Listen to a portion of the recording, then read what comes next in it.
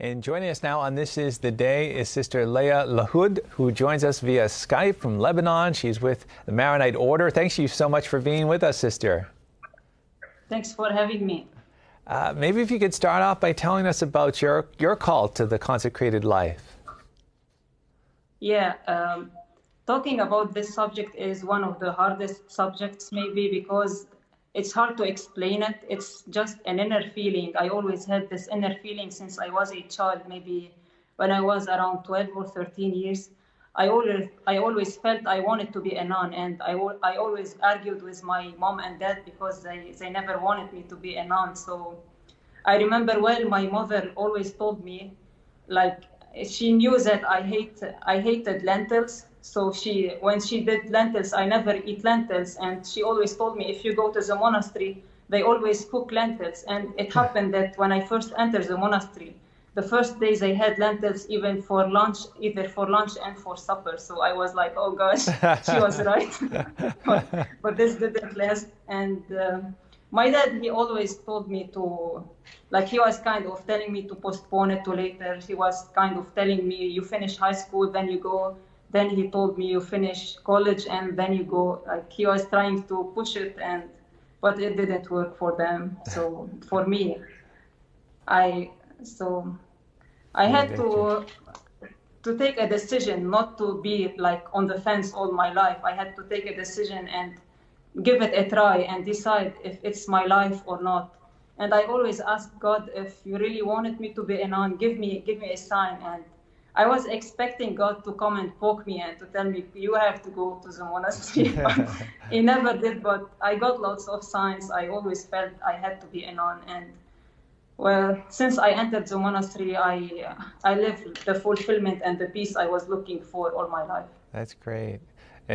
As a church, always loved hearing that explanation of the Western and Eastern rites allowing us to breathe with two lungs. Can you tell us a bit about your monastery life, how things like every day goes for you? Yeah, since I'm a beekeeper, I want to just make a comparison between our life and the life of the bees. So I feel that our life in the monastery is very similar to the life in the hive, because the monastery has, the sisters are like the worker bees. When we enter the monastery, we pronounce our vows, which are the chastity, poverty, and obedience. And the bees live the same vows that we pronounce, because you never see a bee saying, this jar of honey is mine, I'm not gonna let anybody touch my honey. They share everything with everybody. And this is the vow of poverty. We too give our possession to everybody. We have nothing to ourselves. And chastity, the worker bee never get married also. Only the queen get married. Yeah. And the obedience, we have, what is fascinating is that we have a superior and the bees have the queen. And both the superior and the queen last for 3 years. So after 3 years, we elect a new superior and the bees elect a new queen. And we have to obey the superior as the bees have to obey the queen. That's great. It's a great comparison. I know you studied in the States at one point as well on pastoral care. Can you tell us what that experience was like for you? Mm-hmm. Studying at VCU it was a lifetime experience for me, and I had this dream to go there and studying there. It was just fascinating to meet all these people from all the denominations, from all races.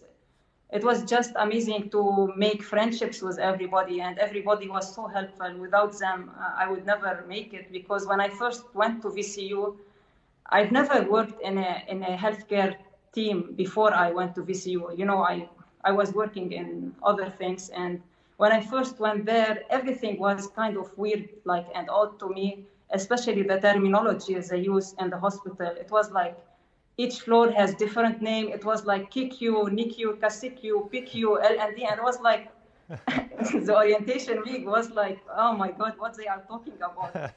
I thought I was in China or somewhere like that. Somewhere that I don't understand the language, because everything was very new to me.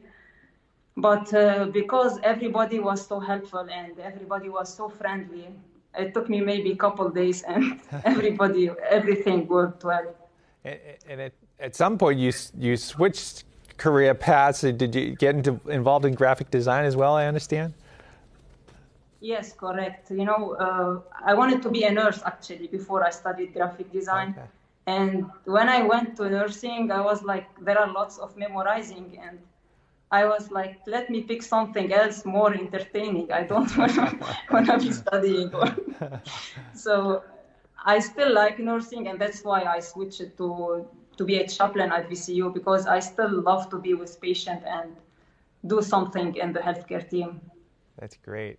Well, we still have so much to chat about. We need to talk more about your bees and your very colorful book as well. And we're going to have you back for another conversation if you don't mind. Oh, sure. That'd be great. Bees have a special place in my heart. It sounds like it, yeah. We'll be looking forward to talking with you again. Thank you so much for being with us, sister. Thank you so much for your time and for having me with you. We're going to send it back to the rest now of This Is the Day.